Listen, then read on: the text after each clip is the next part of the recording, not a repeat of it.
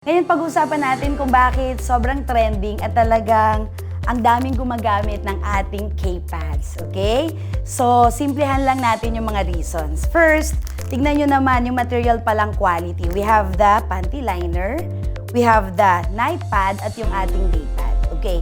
Now, buksan natin kasi alam nyo ba yung materials nito ay sobrang ganda ng quality. Dito pa lang, mapapansin nyo na may safety sticker tayo. So, once opened, alam naman natin, no? Pag binuksan natin, mas magandang na ibabalik natin. Just like that, okay? So, protected na naman tayo from any harmful bacteria, okay? And then, pag binuksan mo to, may mapapansin kang nasa loob. It says here, Vagina Health Self-Test Card. So, tester siya para ma-check natin kung tayo ay merong bacteria. Ang good news po dito, free lang siya. Okay? So, nandun lang siya inserted sa loob ng ating K-pads. Mapapansin din po natin na napakanipis ng ating pong K-pads. So, ganyan siya. Now, check natin ngayon anong kagandahan nitong materials ng ating K-pads. First, kung mapapansin nyo, meron po siyang gasa. Yun po yung first layer, yung ating tinatawag na gasa. And then, yung gasa po na ito, napakaganda kasi hindi siya mainit sa pakiramdam at mas madibilis po siya makapag-absorb ng dugo. Now, magde-demo ko sa inyo ha, kasi based on studies on the second day period, tayo mga girls ay talaga namang grabe. Nakakapag-release pala tayo ng 150 up to 200 ml yung tinatawag na liquid blood. So, imagine niyo na lang, sobrang heavy period yan. That is the reason why sobrang tumitrending si K-pads. Simply because after the first layer, which is the gasa, okay, mapapansin po ninyo, no, very absorbent siya.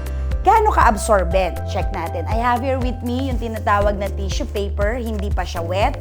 It's so dry. So, mas mabe-verify natin ngayon kung gaano kaganda yung quality ng ating K-pad. So, yung tissue, very dry. And then, nilagay natin siya on top of our K-pad. I-check natin ngayon, didiinan ko, okay?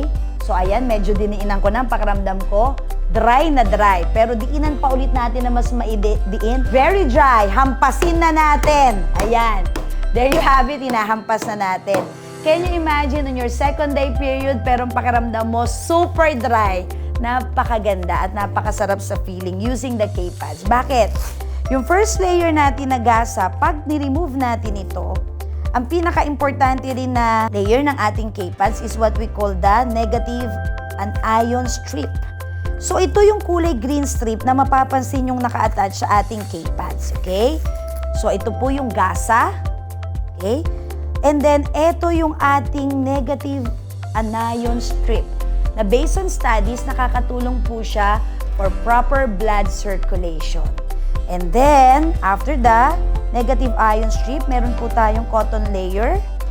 Yes, you heard me right. Cotton layer, ha? Hindi siya papel na nilagyan ng chemical na importante, walang lason, all natural ang ating K-pads. So, tignan nyo to, may natira pa ako dito na liquid. Lagay ko lang dito yung cotton layer, ha. Tingnan natin kung mag-a-absorb pa.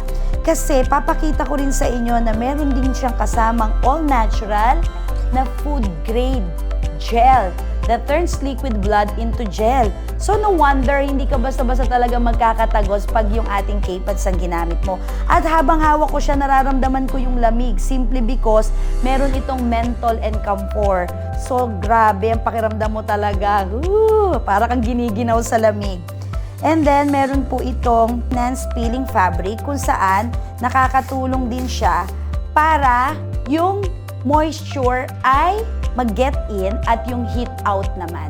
So, nakakatulong po ito para malak yung tinatawag na dugo, pero sumisingaw pa rin yung init ng katawan. So, imagine niyo kanina meron po tayo ditong nailagay, mga 100 ml ng liquid, no? Tapos nilagay natin yung mga layers ng ating K-pads. So, gusto ko lang i-prove sa inyo kung gaano siya ka-absorbent.